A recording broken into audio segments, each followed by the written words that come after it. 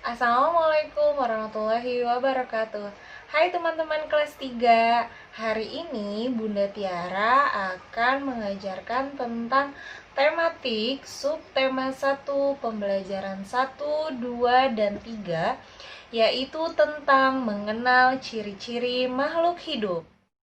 Teman-teman, siapa di sini yang tahu apa itu burung unta? Burung unta seperti apa ya ciri-cirinya? Coba sekarang kita nyanyikan dulu lagu burung unta bersama-sama ya. Ada sebangsa burung yang tidak bisa terbang. Tubuhnya sangat jangkung, seperti naik enggang.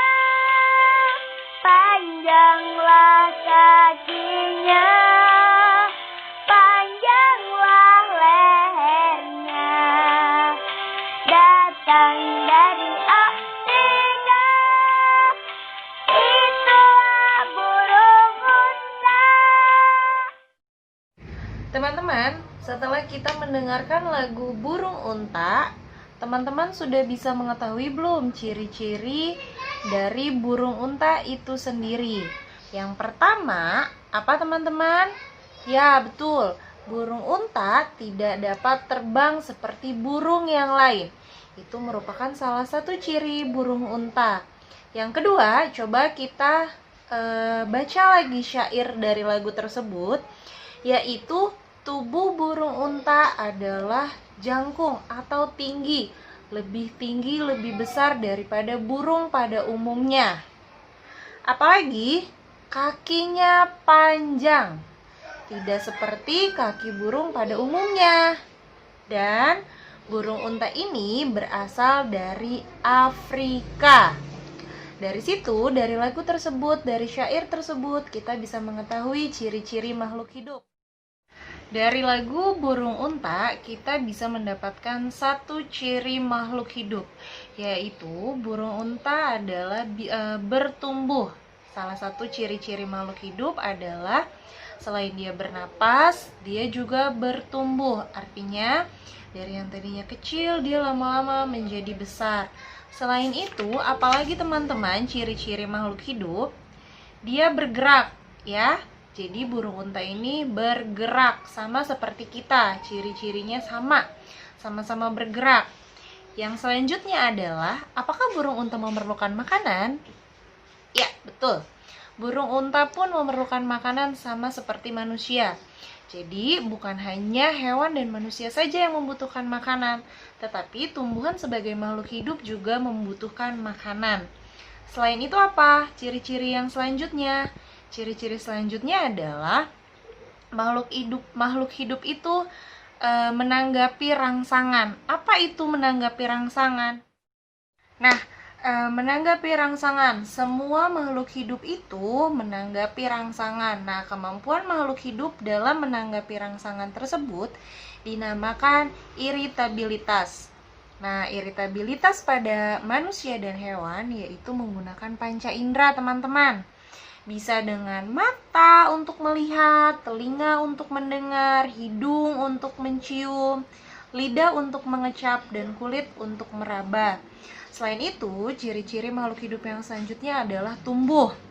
Tumbuh maksudnya adalah bertumbuh semakin besar, yang tadinya contoh ayam.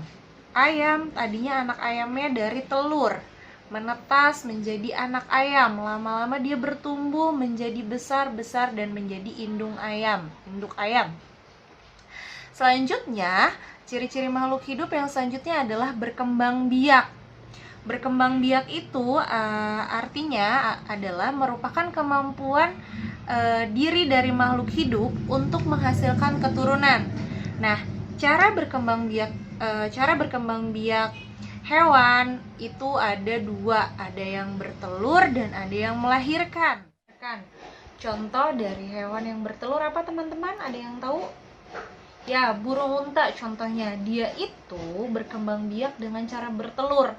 Dan telurnya itu tidak sama seperti burung atau unggas yang lainnya, tapi telurnya itu besar, bisa mencapai 1,5 kilo sampai 2 kilogram beratnya. Nah, kalau tumbuhan, bagaimana cara berkembang biaknya? Itu bisa dengan berbagai cara. Contohnya, pohon pisang berkembang biak dengan tunas. Ciri selanjutnya adalah menyesuaikan diri dengan lingkungan. Jadi, makhluk hidup ini mempunyai ciri yaitu menyesuaikan diri dengan lingkungan. Contohnya adalah burung unta. Kenapa burung unta lehernya lebih panjang dibandingkan dengan burung yang lain? Itu karena burung unta itu tinggalnya di Afrika. Di Afrika banyak hutan. Nah, fungsi dari leher yang panjang itu adalah untuk memantau predator yang ada di sekitar burung unta. Jadi kalau misalnya ada predator, dia bisa dengan mudah melihat predator itu. Makanya lehernya panjang. Nah, teman-teman, untuk bertahan hidup di lingkungan, setiap makhluk hidup itu seperti tadi yang sudah Bunda Tiara sampaikan, menyesuaikan diri dengan lingkungan. Nah, tempat hidup makhluk hidup itu disebut dengan habitat.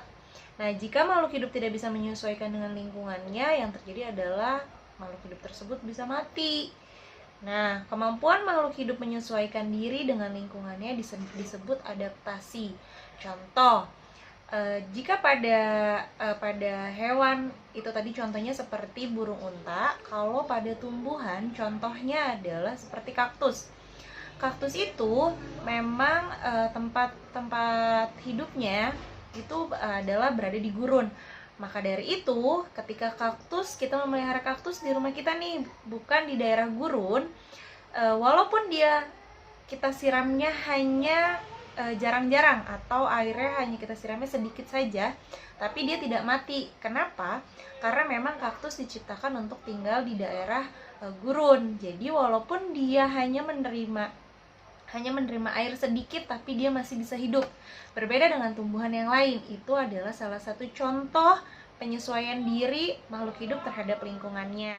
Selanjutnya adalah memerlukan suhu tertentu. Nah, tubuh kalian akan berkeringat jika pada suhu yang terlalu tinggi. Sebaliknya, tubuh kalian akan merasa menggigil atau dingin ketika suhu tubuh kalian terlalu dingin. Nah, semua itu dilakukan tubuh agar memiliki suhu yang sesuai. Ciri yang selanjutnya adalah mengeluarkan zat sisa. Zat sisa dari proses produksi itu harus dikeluarkan, teman-teman. Jika tidak, akan menjadi racun yang berbahaya untuk kesehatan. Zat sisa bisa berupa gas, cair, atau bisa juga berupa zat padat. Nah, alat pengeluaran zat sisa pada hewan dan manusia adalah paru-paru. Dia mengeluarkan karbon dioksida atau CO2. Selain itu, ginjal itu mengeluarkan zat sisa atau yang kita lebih sering kenal adalah mengeluarkan urin. Itu adalah salah satu bentuk zat sisa dari produksi di tubuh kita. Dan yang terakhir adalah kulit. Ketika kita berkeringat, itu adalah salah satu cara cara tubuh kita untuk mengeluarkan zat sisa. Setelah tadi Bunda Tira sudah menyebutkan ciri-ciri makhluk hidup, ada ciri umum dan ciri khusus yang hampir sama dimiliki oleh makhluk hidup. Ciri umumnya adalah ciri umum yang hampir sama dimiliki oleh makhluk hidup pada umumnya adalah yang pertama, makhluk hidup itu pasti bergerak.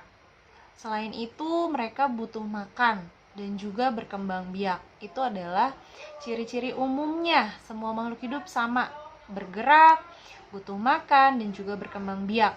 Mau manusia, hewan, dan tumbuhan semua sama. Oke, teman-teman, setelah tadi Bunda Tiara menyebutkan ciri-ciri makhluk hidup, berarti sekarang teman-teman sudah bisa dong mengidentifikasikan ciri-ciri makhluk hidup. Contohnya kayak tadi, berkembang biak. Jadi teman-teman sudah bisa membedakan mana hewan yang bertelur, mana hewan yang melahirkan. Nah, fungsi dari berkembang biak ini adalah supaya tidak terjadi kepunahan. Jadi makhluk hidup ini masih terus ada, gitu, tidak punah, tidak hilang. Nah, teman-teman mengidentifikasikan ciri-ciri makhluk hidup, jadi teman-teman bisa membedakan yang mana berkembang biak dengan bertelur, melahirkan, terus juga makanannya seperti apa, beda-beda kan. Jadi teman-teman sudah bisa membedakan ciri-cirinya. Sekarang tugas teman-teman adalah teman-teman silahkan mengerjakan buku paket halaman 17 sampai 18. Oke teman-teman, alhamdulillah materi pelajaran kita hari ini sudah selesai. Semoga apa yang Bunda Tiara sampaikan bisa diterima oleh teman-teman. Jangan lupa tetap jaga kebersihan di rumah, dimanapun teman-teman berada. Jangan lupa cuci tangan sebelum melakukan kegiatan dan sesudah melakukan kegiatan. Kurang lebihnya Bunda Tiara mohon maaf. Wabillahi taufiq wal hidayah. Wassalamualaikum warahmatullahi wabarakatuh. Sampai jumpa di lain waktu.